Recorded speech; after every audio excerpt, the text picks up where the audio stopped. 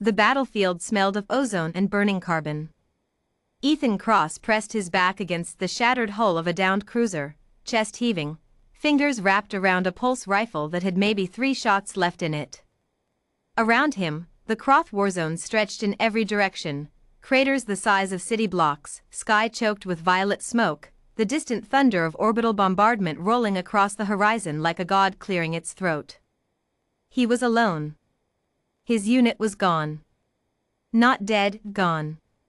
Pulled back when the coordinates got scrambled, leaving Ethan 3 kilometers inside enemy territory with no extraction and no comms beyond a crackling static hiss. Standard Tuesday, honestly.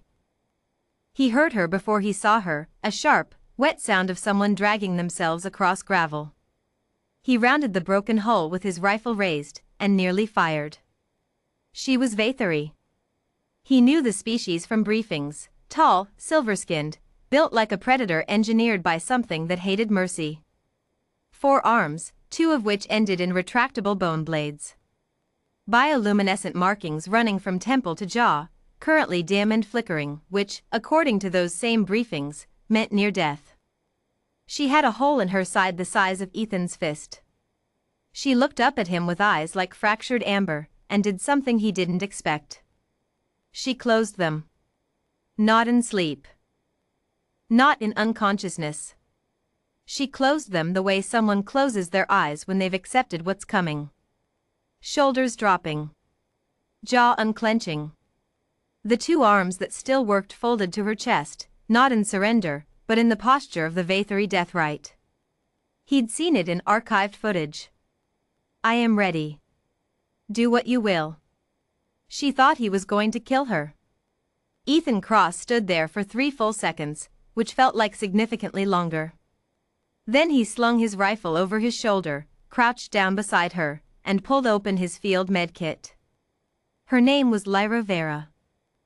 He learned that 40 minutes later, after he'd packed the wound with coagulant foam, sealed it with bioadhesive strips rated for human tissue but apparently functional enough on Vathari physiology, and propped her against the hull with his emergency thermal blanket, silver side out to deflect the heat of the burning wreckage nearby.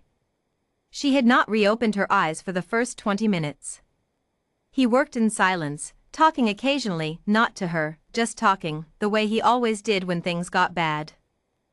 Running commentary on what he was doing, what he was seeing, whether the foam was the right color, it was, whether the Croth patrol he could hear 2 ridgelines over was moving toward them or away, thankfully.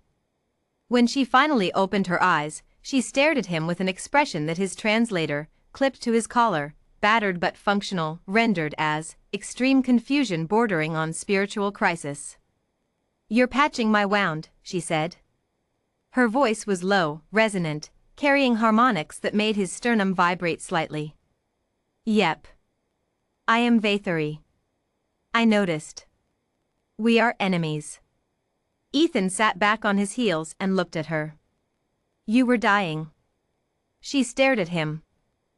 The bioluminescent markings on her face pulsed once, a slow, deep blue he hadn't seen in any briefing. I am dying. I accepted this. I closed my eyes in the death rite. I offered you the right of conquest. Yeah. He handed her a canteen. I don't really do conquest. Drink this slowly, your secondary circulatory system has been compromised and flooding it will cause. How do you know that? Briefings. Also, I asked a Vathari medic once, at the Callisto Accord Summit. She was very informative. He paused. After she stopped trying to stab me. Lyra Vera stared at him for a very long moment. Then, slowly, cautiously, she took the canteen. They stayed pinned for 6 hours. The Croth patrols tightened. Ethan's comms crackled back to life around hour 2, just long enough to confirm his extraction window had been pushed to 0300, 7 hours out. He relayed his position. Did not mention his company. Lyra watched him with those amber eyes, and asked questions. Why had he not taken her weapons? What am I going to do with bone blades? I don't have the arm structure. Why had he shared his food ration? You're healing. Healing burns calories. Same principle across most carbon-based species. Why was he not afraid of her? That one he thought about. I'm a little afraid of you, he admitted. You're very large and you have 4 arms and 2 of them have blades. But being afraid doesn't mean I'm going to treat you badly. Humans, she said slowly, are very strange. Frequently, yeah. In the collective's intelligence reports, she said, humans are described as moderately dangerous, emotionally erratic, and prone to irrational behavior. Ethan grinned. That does sound like us. I begin to think irrational may be a translation error.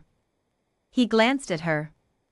Her markings had shifted from flickering silver to something steadier, amber gold, threaded with green. His briefings hadn't covered that one. But it looked, somehow, less like dying. What does green mean? He asked, nodding at her jaw. She looked almost startled that he'd asked. It is not a state I expected to experience tonight. She paused. It means something that does not translate precisely into coalition standard. Approximately, unexpected sanctuary. Ethan Cross was quiet for a moment. That's a good color, he said.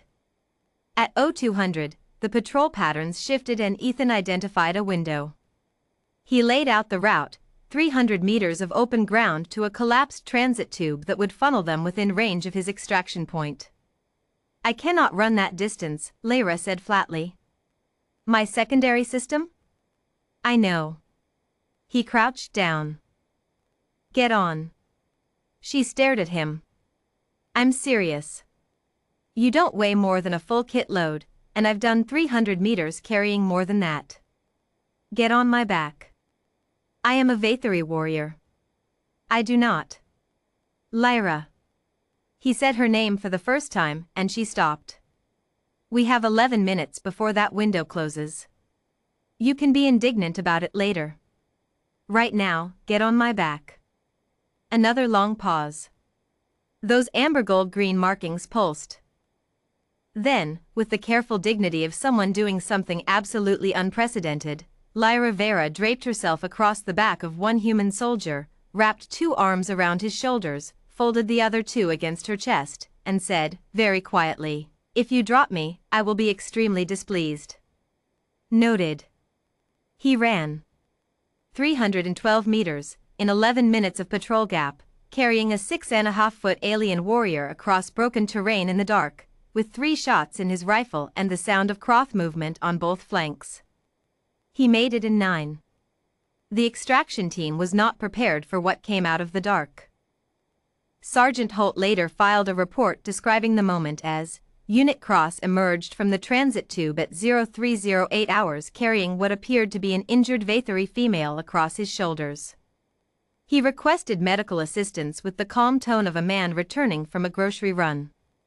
Lyra refused to be separated from Ethan until a Vathari-fluent medic was located and she had confirmed, in her own language, that the foam-man adhesive patchwork he'd done was, quote, structurally sound and surprisingly sophisticated for a species without secondary circulatory knowledge. The medic said it was the most backhanded compliment she'd ever translated. 3 weeks later, a Vathari diplomatic delegation arrived at coalition headquarters. Unannounced. Unprecedented.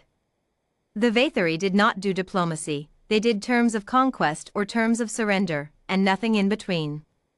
They asked for Ethan Cross by name. Lyra Vera stood at the front of the delegation, her wound healed, her posture immaculate, her bioluminescent markings shifting in patterns that the translators couldn't fully render, except for one phrase, repeated in the formal Vathari diplomatic register. We wish to understand the people who choose sanctuary over conquest. Ethan shook her hand, 4 of them, in sequence, which she'd told him was the correct form, and said, I'll put on coffee. It's going to be a long conversation. She looked at the cup he handed her with deep suspicion. Then she drank it. Her markings went bright gold. Nobody had a briefing for that color. But everyone in the room agreed, later, that it looked exactly like the beginning of something. The Vathari joined the coalition 7 months later. Historians cite the Warzone Accord as the turning point. The accord itself was 300 pages of careful diplomacy. Ethan Cross's field medkit notes were included as Appendix A.